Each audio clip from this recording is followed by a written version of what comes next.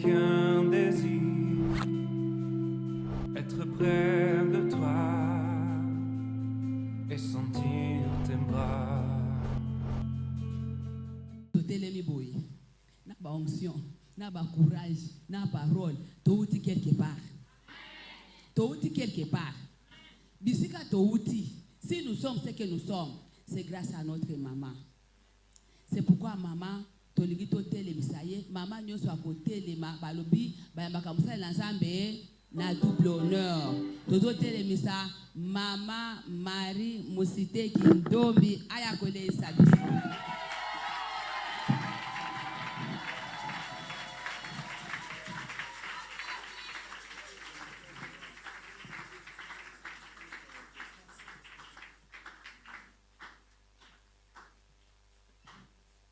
Amen. On va chanter un tout petit peu. Notre Dieu est tout puissant. Notre Dieu est tout puissant. Notre Dieu est tout puissant. Notre Dieu est tout puissant. Alléluia. Guérir les maladies, ressusciter les morts. Il est puissant pour sauver, il ne change pas. Dieu va faire des miracles, des prodiges, Dieu va faire encore. Alléluia. Il guérit les maladies, ressuscite les morts. Il est puissant pour sauver, il ne change pas. Dieu va faire des miracles, des prodiges. Dieu va faire encore. Dieu va faire encore. Dieu va dans ma vie. Dieu va faire encore. Dans mon service, Dieu va faire encore. Dans le travail, Dieu va faire encore.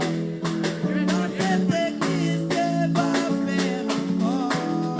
Va faire encore. Alléluia. Il guérit les malades et ressuscite les morts. Il est puissant pour sauver, ne change pas. Dieu va faire des miracles, des prodiges. Dieu va faire encore. Seigneur Jésus, tu es Dieu. Tu as voulu que nous arrivions ici en ces lieux et que nous nous mettions devant ton peuple pour leur présenter ta parole et ta parole qui est toi. Oui, Seigneur, quand on apporte la vérité, Père, il y a toujours des embûches, il y a toujours des combats en cours de route, il y a toujours des empêchements. Mais Seigneur, tu as permis que nous arrivions et nous sommes là pour ta gloire. Fasse, mon Dieu, mon roi, que la parole qui sortira de notre bouche ne soit qu'à toi. Que toi tu te manifestes, ô Dieu, et que nous nous disparaissions. Éternel Dieu des armées, je laisse l'auguste assemblée entre tes mains. Je voudrais, Père, que cette parole entre au-dedans d'elle et que, Père, elle retienne quelque chose émanant de toi. C'est pourquoi nous venons prendre autorité au-devant de tout esprit d'empêchement, au-devant de tout esprit, ô Seigneur, des assaillants. Nous les chassons et les renvoyons dans les lieux arides au nom de Jésus. Nous voudrions, Père de tout amour, que tu te glorifies ici en ces lieux. Fais taire, Seigneur, tous les bruits négatifs. Fais-les taire, mais que seul toi tu parles. Que le Saint-Esprit se manifeste et que le Saint-Esprit agisse au milieu de nous. Dans le nom de Jésus-Christ, nous avons ainsi prié. Amen. Amen. Amen. pambola biso. Bien qu'il y a eu combat, nous avions compris qu'il y a combat. Et quand il y a combat, nous savons qu'il y a la victoire. Et la victoire est en Jésus-Christ. Bien qu'il y a eu empêchement en cours de route, nous avons fait les tours, nous avons fait à peu près 35 minutes pour trouver ces lieux. Mais comme nos pieds ont marché dans ces lieux, oh, Jésus-Christ va se glorifier. Jésus-Christ va se glorifier à travers sa parole. Amen. Ne soyons pas distraits. Ouvrons nos oreilles et entendons et retenons. Amen. Nous allons parler en lingala et en français. Nous sommes bilingues. Amen.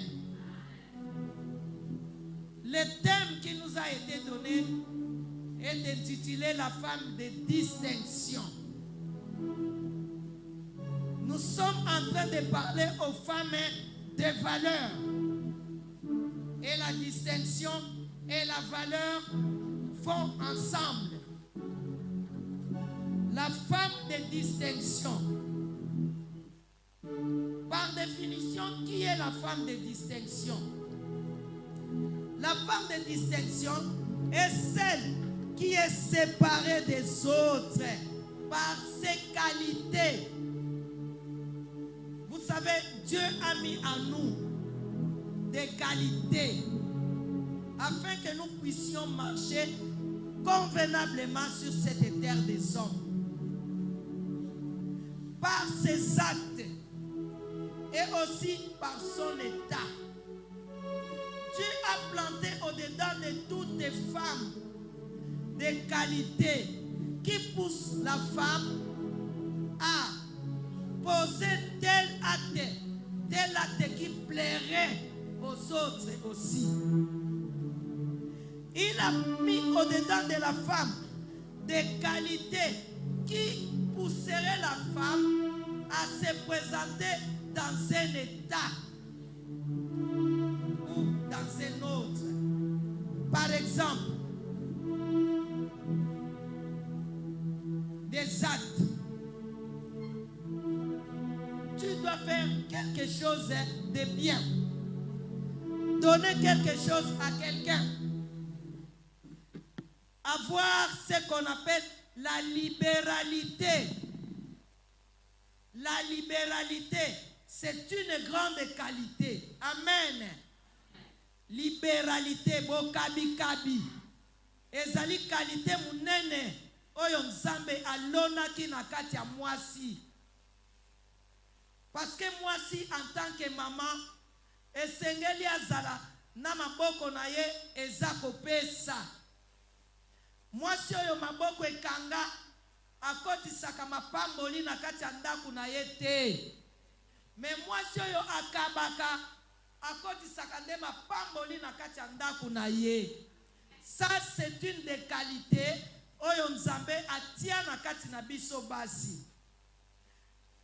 Aloba na biso mwasi esengeli azala boye, azala propre, bopeto. Bopeto eza état. Mwasi ya salité akoki kobenga mwasi de distinction te. Moi je vais vous dire pourtant une chose. Il y a deux sortes de distinctions. La distinction dans le négatif et la distinction dans le positif. Mwasi oyo aza salité aza distingué na négativité. Amen. Aza distingué na négativité.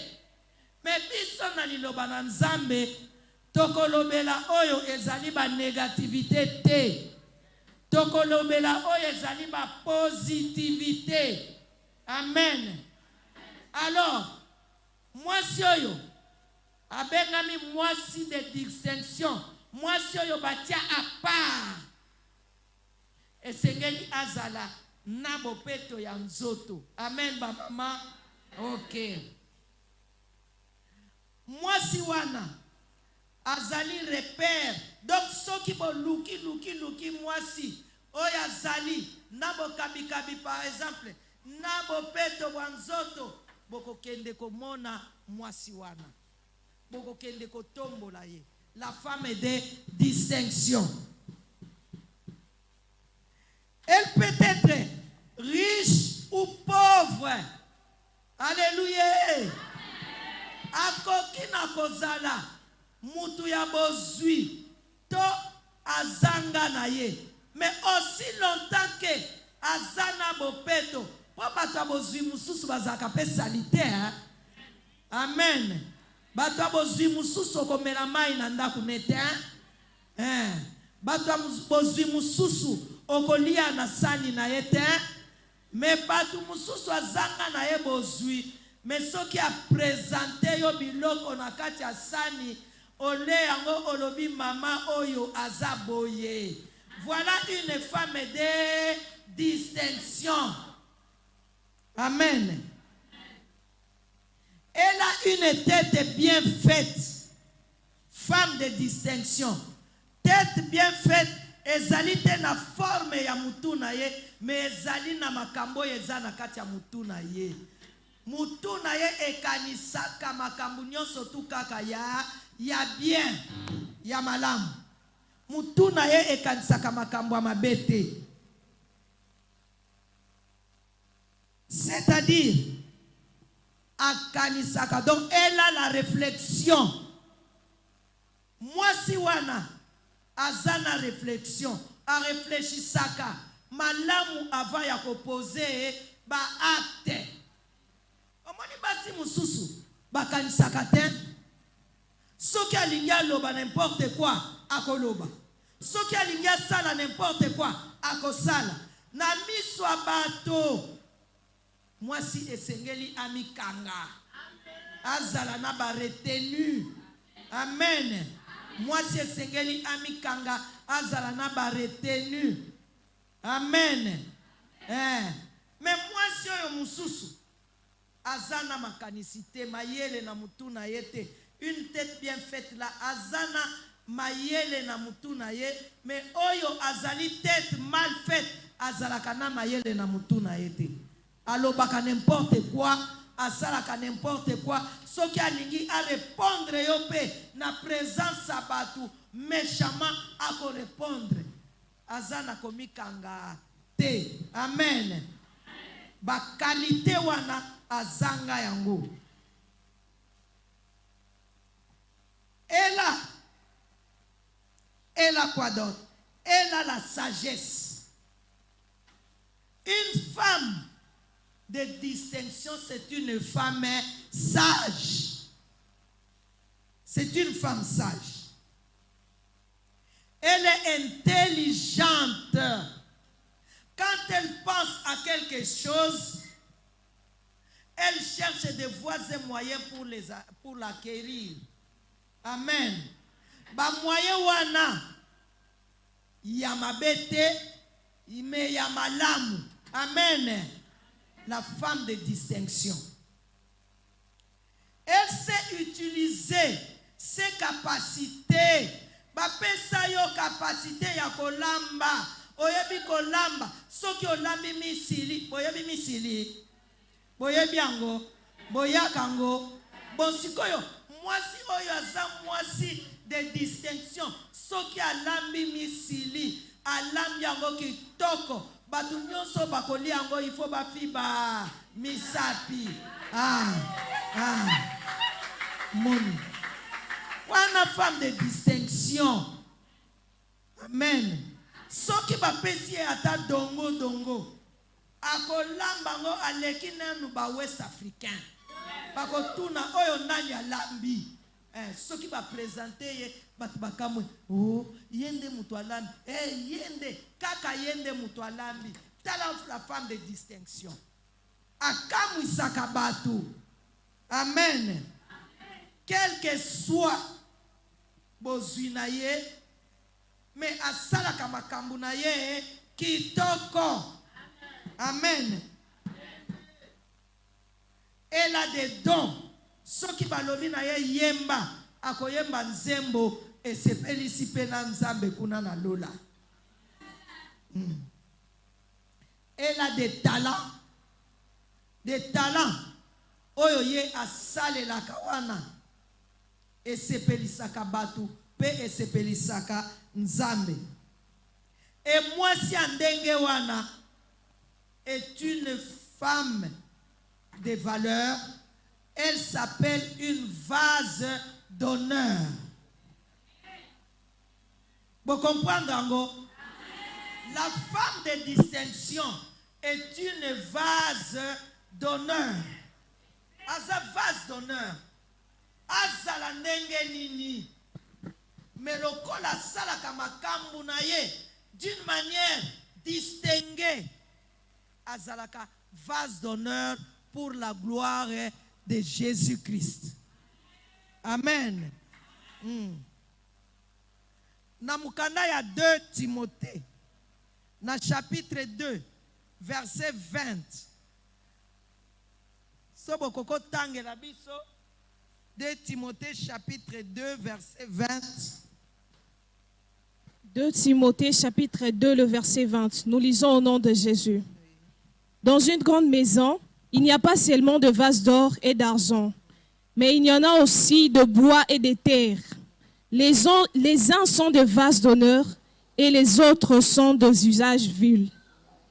Le verset 21. 20 seulement. Dans une grande maison, il n'y a pas seulement que des vases d'honneur, mais il y a aussi des vases d'usage vil. Oyo basale la kango na utilisation quotidienne. Banzungu oyo tolambelaka au quotidien, tous les jours. Amen. Mais ba vase d'honneur ezali banzungu oyo tolambelaka kango tango tolingi koyamba banani bapaya. Amen. Basani oyo, babol oyo, en or, en argent, oyo engenga kawana, en aluminium, oyo ya kitoko wana, en airain, oyo ya kitoko wana, oyo toliambela kabanani, bapaya. Yango wana ba vase d'honneur. Amen. Mais ba vase d'usage vil, tolambela kango au quotidien. Okoko lamba biloko na nzungu oyo d'usage vil, mais o tie yango na nzungu oyo ya kitoko pe okeko tia likolo na mesa pona koyamba banani bapaya. Basani oyo engengaka yango tobengi ba vase d'honneur. Oyo ezalaka to sukola kango na libanda na kati tout le temps. Pe mususu kutu basukola kango pete libanda. Einda babenga kango ba vase d'usage vil. Mais basale la kango pe elamba ka pe de fois biloko ya kitoko. Amen. Mais emona na kanango te. Na miso abatu boye emona na kate. Oye emona na kana miso abatu ezali ba vase oyo de ba vase d'honneur. Yango nde emona na kana miso abatu. Yango tolobi si jena biso to bengi yango vase d'honneur. Ba femme de distinction bazalaka ba vase d'honneur. Amen. Ba femme de distinction bazaba vase d'honneur. Ponani. Nzambe tango asalaki biso apesaki biso nyonso ba forme. Tango apesi forme atie na kati na biso, atie ba talent, atie ba capacité, atie ba don, atie makambo ebele na kati na biso. Esengeli biso toyeba na kobimisa ba makambo wana nyonso o Nzambe atiaki na biso. Pe Nzambe wana akoki na kozala forgeron, akoki na kozala potier. Oyebi potier eza oyo asalaka bambeki. banzungu ya mabele po. Omoni po. Je croyais que j'en trouverais ici. Allez. Ça. Mais des pots de terre. Ça, c'est en plastique. Mais des pots, il y a ma belé. Babengiye nani potier. Nzambe babengiye potier. Nzambe na biso aza charpentier. Yende apesaka forme na mabaya. Po mabaya ebima kitoko. Epesa esala neti kiti. Esala neti mbetu. Amen. Potier a travaillé avec argile et il en donne la forme tokotanga ngona Esaïe 29, 16. Dieu est donc un fabricant. Azalakanaye fabricant mosali biloko. Asalaki biso. Asali mwasi, asali pena mobali, asali pena bandeke, asali. Azana est un fabricant. Mais, comme Tolobaki ke na 2 Timothée 2:20, na akati ya église moko, bakoki kozala ba vase ya d'honneur, na ba vase ya usage vil. Biso, tozo comprendre que tozalaka biloko na ye oyo ye asala. Bible lobi na biso akati na mukanda ya Ephésiens chapitre 2 verset 10 alobi nous sommes son ouvrage. Ouvrage na ye oyo asala po ete toyeba na commettre pe en pratique ba bonne œuvre oyo ye asala.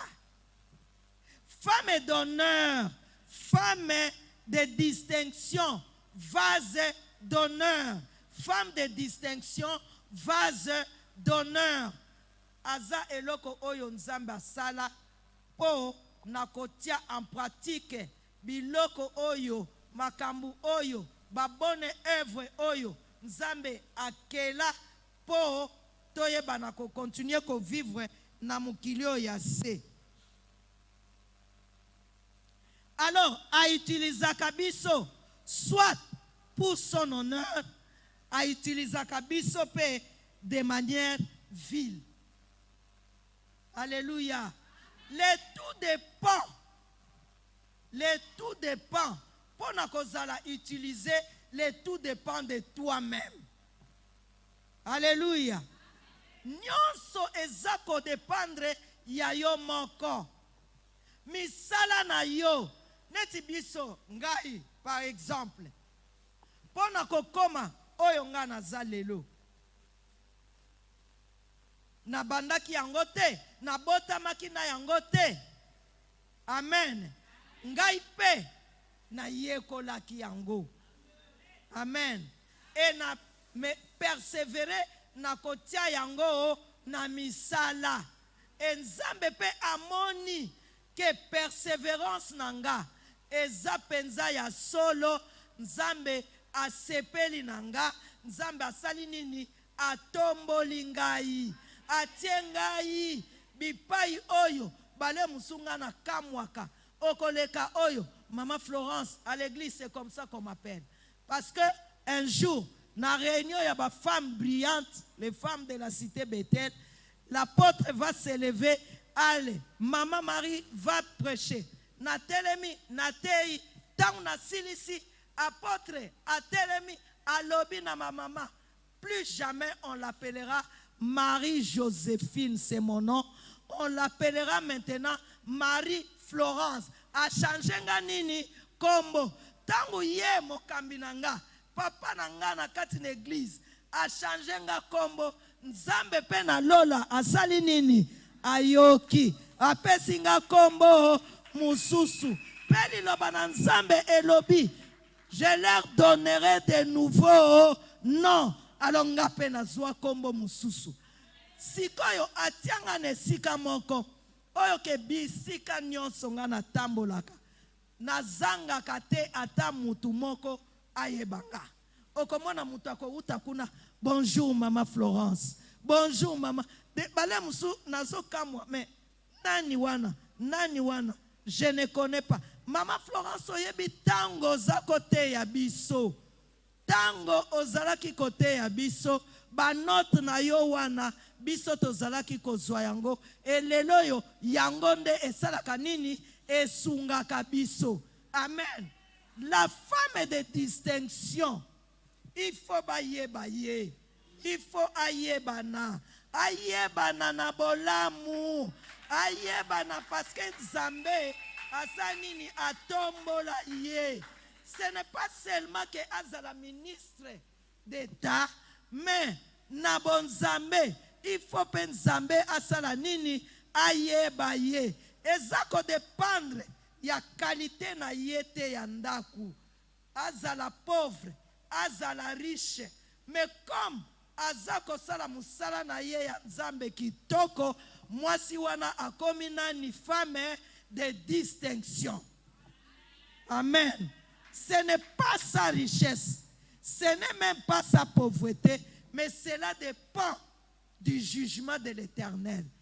Tango ya zo sala musala, eke musala wana ezobota bambuma, musala ezobota, femme de distinction, abota kabambuma, abota kabambuma, aza vase d'honneur, abota kabambuma, bambuma ebota maka, ezala na maloba na ye, ezala na misala na ye, nyonso bisika nyonso ya vandi, azali na mateya, maloba na ye na munoko ezali teya. Amen. Maloba na ye ezali teya. Soki afukami asengi, Nzambe apesi. Akopesa ngo po na ye moko te, mais akopesa ngo po ete ye pe à son tour akende kopesa ba mususu. Amen. C'est la femme yango na lobi ke mwasi oyo akabaka te, aza mwasi de distinction te. Mateya oyo yo zozwa okangi yango esika moko kaka pona yo ozali distinguable te. Il faut otelema osakola yango na ba mama nyonso tu ya quartier, oyebisa ba mama tala kuna batei biso boye, balobi na biso boye, basali biso boye. Voilà la femme de distinction. Mwasi oyo asalelaka nkolo batindaka ye te, me ye moko amitindaka. Bayikaka ye mpiko te, me ye moko aseforsaka. Poète Bible lobie que efforcez-vous de mettre en pratique votre vocation et votre élection. Amen. Nzambe abenga yo po osalela ye. Alors, esengeli otika la boyete, il faut otelema, oteforcer na kosalela Nzambe. Amen. Voilà femme de distinction. Elle s'efforce na kosalela Nzambe. Voilà vase d'honneur. Elle s'efforce na kosalela Nzambe. Azaka kateke honneur na ye na bilamba, na kolata, na boye, na kokanga basuki ya ba meshi moko ya sophistiqué, ekenda. Non. La femme de distinction, elle se présente propre, elle s'efforce à servir son Dieu. Amen. C'est ça, vase d'honneur. Bakamata ye, batia ye likolo, ba recevaka ye, ba utilisaka ye. Quand il faut recevoir, ba paya, vase d'honneur. Aza vase d'honneur. Akoki ba yebike, soki totie ye nesika oyo, akoyokisa biso sonite. Akosala musala convenable ma motema ya papa ezana ye. Po ayebike, on place cela, on place cela. Et tant que tu place bango, bakosala musala convenablement et église ekosala nini ekokende liboso. Quartier basoko oyo nyonso ekoningana. Ba mama bakobima na bandaku na bango, bakoya koyoka, bakoya kotala, bakoya komona nani mwasi wana azosa musala. Voilà la femme de distinction. Voilà le vase d'honneur. Vase d'honneur, ami Kakaka, ici, à mon côté. Vase d'honneur, basale la kaye. Amen. Lokola zana sagesse na ye. Yepe asala kamusala na ye sagement. Mais vase d'usage vil. Vase d'usage vil. Aza réservé kaka na cuisine. Aza kuna. Aza pe mabete. Aza pe mabete. Mais bazo utiliser ye na musala wana. Nzambe azo utiliser ye na musala ya cuisine. Na musala moko caché. Alléluia. Nzambe azo utiliser ye na musala moko caché.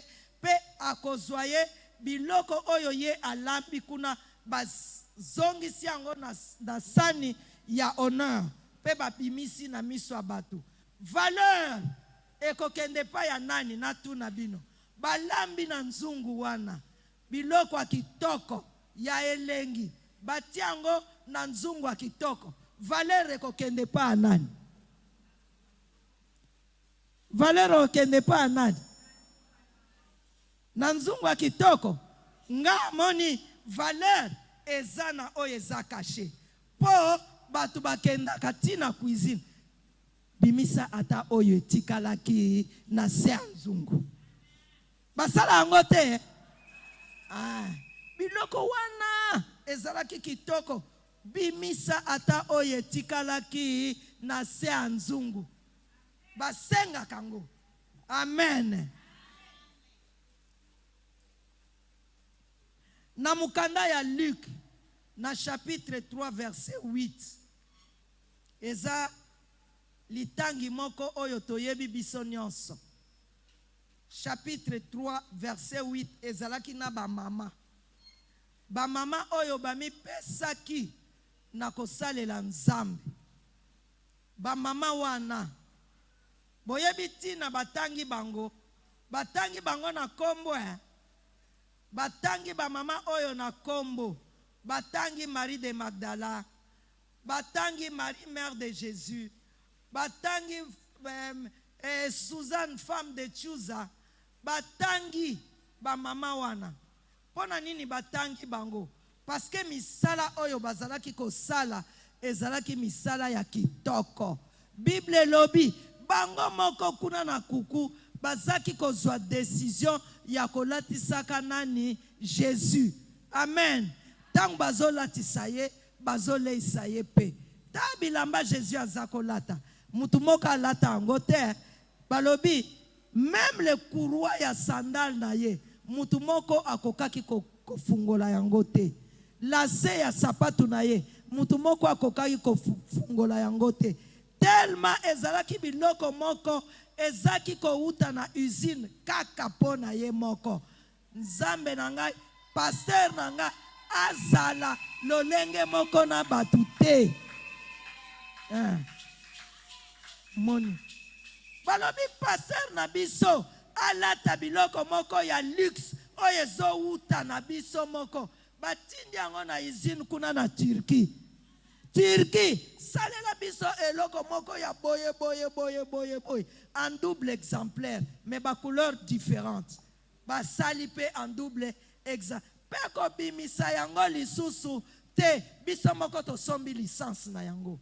Ko bimisa yango te ete kamate. Po papa na biso azala ye moko au top. Batu nyonso tu bako monaka ye, bako tunaka euti wapi. Yepe akozala ne nzomba koloba bana na ngai ya basi batu basali nini balatisi ngai. Tala distinction ya ba mama. Nzambe azo alingaka nde biloko ndenge wana. Amen. Nzambe alingaka biloko ndenge wana. La Bible a immortalisé ba mama oyo. Iba mama ya Luc chapitre 3 verset 8. Bible a randa bango immortel. Ba mama wana ataba kufa. Melelo toyebi bango. To parla ka de bango. Amen ba mama. To tanga ka bango na minoko na biso à tout moment. Amen, ba mama. Parmi ba mama oyo, ezana mama moko. Ape a tout akinga motema. Mama ango babengi ye. Mama Salome. Salome. Babengi ye Salome. Salome oyo. Boyoki balobelaka ye mingi te. Bayebi ye mingi te. Mais c'est une femme terrible. Azam mama moko terrible. Nabisika nyonso. Oyo bazomona basi, bazomona ye. Na parmi basi oyo bazako kende ko sala malasi po ba kende ko sopa na lilita ya Jésus, ye azalaki. Un jour mama oyo azalaki intercesseuse ya ndaku na ye. La femme de distinction, t'as la qualité mususu po na ndaku. Femme de distinction, c'est celle qui intercède pour son mari et ses enfants. Amen. Mobali na ye azalaka ne sengo po na ye. La femme de distinction. A qui qu'on rejoindre la femme de Proverbe 31. Salomé oyo. Alors un jour, banana ye, boyebi ba apôtre Jean na Jacques. Apôtre Jean na Jacques, bazalaki bana ya mama oyo Salomé. Salomé oyo azalaki cousine proche ya Marie. Neti Elisabeth azalaki cousine ya Marie. Yepe Salomé azalaki cousine ya nani? Ya Marie, mère de Jésus. Alors un jour, bana na ye batali Jésus. Ah, bake epa ya Jésus. Jésus aza nani na bomoto boye po na bango, aza grand frère na bango. Amen. Bake epa na ye. Biso tolingi ke tangu yo kokoma na bokonzi na yo, biso tozala moko na droite na yo, moko pe na gauche na yo. Bano yo bake kosenga. Jésus alobi, bolongo kuna bino bokoka komela kupo yo ya makasi yo, boko supporter ba douleur nyonso ekoki koyela bino. Bolongo bana bake bayebisi mama na bango, l'intercesseuse, la femme forte, femme oyo ayaka alobelaka nzambe makambu sanko banga, ayebisi nzambe tala boye. Nzambe pe ayoki. Mais Salomé asimbi mwana na ye moko na gauche Jacques, na droite lokola yana bino wana aboyi micrope deranjaka na loba akapela. Voilà. Lokola yana bino wana aboyi na ye koyoki na bino tokende biso moko tokende nanga asimbi moko kotoyo moko kotoyo.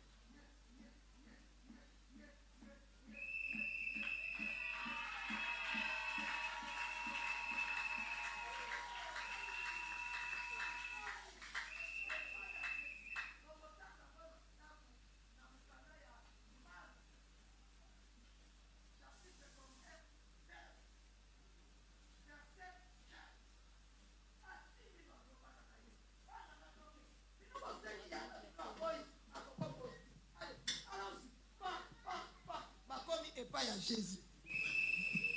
A combien pas à Jésus? T'as combien pas à Jésus, merci. T'as combien pas à Jésus? Jésus a t'allié. Jésus a tout nié. Que veux-tu, femme? Yé femme à répondre. Ngai na yé pas na yo. Jésus na lingi mwana nanga. Oyo azala na gauche na yo.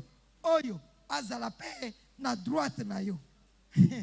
Jésus a tali a seki. Est-ce que bango bakokoka komela poup oyo nga na melaka ngai na komela wana bana wana bango mibale pe ba répondre tokokoka nyonso wana pona intercession ya nani? Ya mama. Femme de distinction a intercédaka pona bana na ye, amemaka bana na ye epai ya Jésus, atombolaka bango, alakisaka bango. Femme de distinction. Atindikaka bana te. Amemaka bango. Tokende pa ya Jésus. Azolakisa bango. Lolenge nini kosenga. La prière, ça vient de la maman. La prière, l'intercession. Et utaka epa ya maman. Maman azolakisa bana. Bana bazomona. Bana bazo yoka. Bana bazo salela. Na kati ya ndako. Pe victoire ezomonana. Amen. Salomé. Na lingaka ye mingi. Pona courage na ye.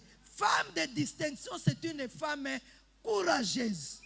Une femme forte. Pour Bible lobinanga. Quand Jésus les appela, wana ba disciples, ba apôtres na ye, il leur donna, première chose, la force. Deuxième chose, le pouvoir. Troisième chose, la puissance. Après ça qui bango biloko.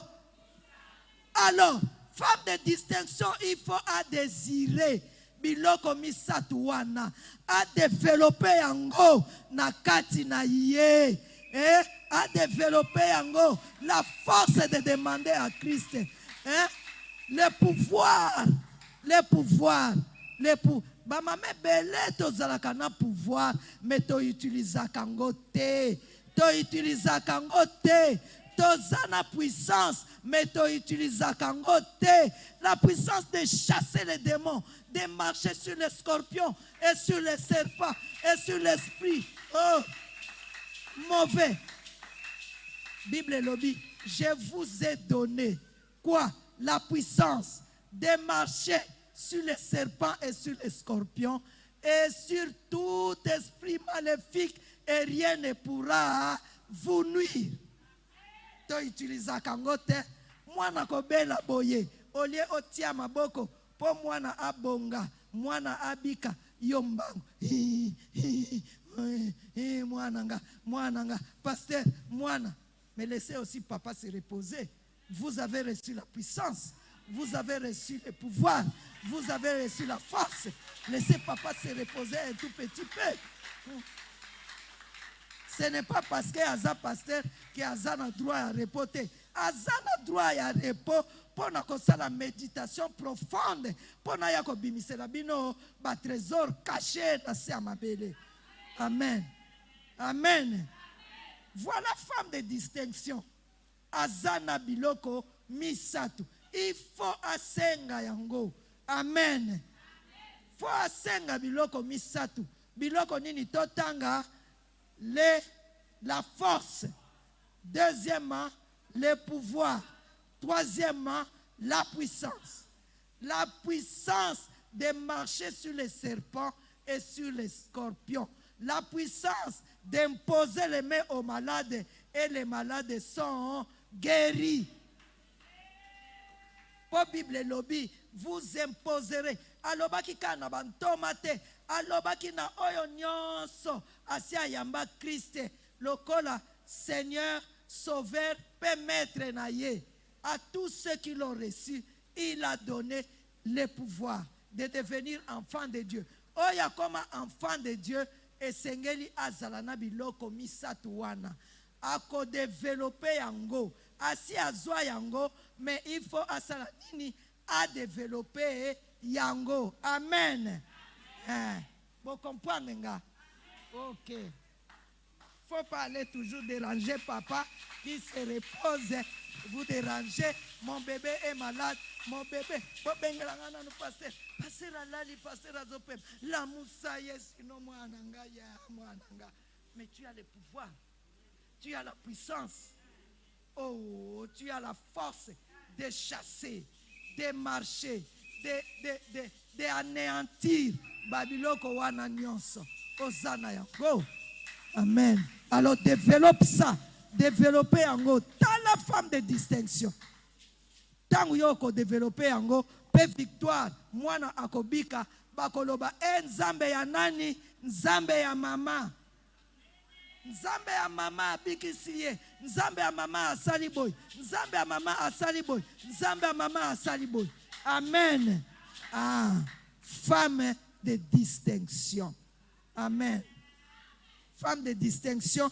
Azalika oyo. alataka kitoko te azalika oyo matambala na motega neti obiso to lati azalika oyo boye boye te non femme de distinction bazoyeba ye na misala na ye misala ya distinction misala ya lokumu misala ya minene misala ya kitoko misala ya elengi misala ya bien misala pona lokumu na nani na Yesu. Amen. Amen, maman. Il y a une autre femme, sa jeune fille, femme, Ruth. Pona kosuki sawana. Ruth, la Moabite. Alandi mama bokilo na ye, Naomi. Alobi, ton Dieu sera mon Dieu. Esika yo kokende ngai pe na kokende. Esika yo kozala ngai pe na kozala. Ale, bango mibale na Naomi bazongi. Tang bazongi na Bethlehem, biloko kolia ezate. Rita mitali alobi nga naza kitoko naza Moabite me ngai naza lisu Moabite te nakomi mwana ya wapi ya Bethlehem nakomi mwana Bethlehem biso bana Bethlehem totiaka matambala na mutu totiaka mapapa na makolo biso wana tokendaka na bilanga tokendaka kolokota Rit amitala kite lolendo na yete amisalela ki lolendo te atala ki ke ifo na leisa mama oyo Rita telemaki akendeki koluka kolokota na bilanga ti ake kokota na bilanga ya nani ya Boaz akoti na bilanga ya Boaz tangu afandi na bilanga ya Boaz a remarke ye Boaz alobi na ba serviteur na ye nani mwana mwasi wana o aza mwana mwasi auti na Moab na nani na Naomi alobi baza biloko kolia te aye kolokota ba graine oyo ezotikala babenga ngo ko glaner aye kolokota ngo nde Boaz apengi ye oko glaner kaka na sima ya ba servante. Alléluia. Okolokota kaka na sima ya banani ya ba servante kopusa na pene ya ba serviteur te. Alléluia. Na ba église bele toza komona bana basi olie ba ya na sima ya ba servante bazokende kaka tok na ba serviteur wo ezali kambo okomona kaka nakendaki papa wana benga kinga yo na ba papa nini kende chez les mamas.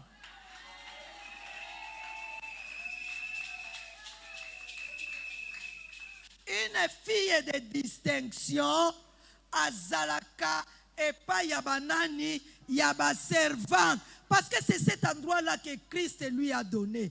Ruth yo kokende chez les serviteurs te okokende epa ya banani ya ba servante zalaka kaka na sima na bango yo kaka basolo na bango yo kaka mateya oyo bazopesa yo kaka Ruth yo kaka okobonga. Amen. Ruth atosaki.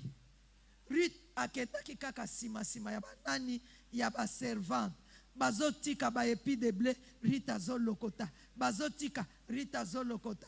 Ti Ruth atondisaki ka mwa panye na ye wana akendaki nango epai ya Naomi. Nde Naomi coach na ye sikoyo. Coach ya bolingo. Oh, Naomi ayebisi ye nde sikoyo. Talaka esika Boaz kolala. Yebaka esika nini Nzambe azali. Ce n'est pas dans toutes les églises que Nzambe azali. Ba église za ebele awa. Ba église za ebele. ebele penza. Mais il faut oyeba esika nini ezana bosolo. Vous comprendre? Vous comprendre ngo? Il faut koyeba fille de distinction. Il faut atuna Saint-Esprit. Ngai na kende na lisanga nini awa esika batia yo. Eza ya kitoko. Eza ya kitoko. Eza nzambe ya solo. Nzambe o ya pambolaka. Apambolaka na bana. Apambolaka na mibali. Apambolaka na nyonso. Awa.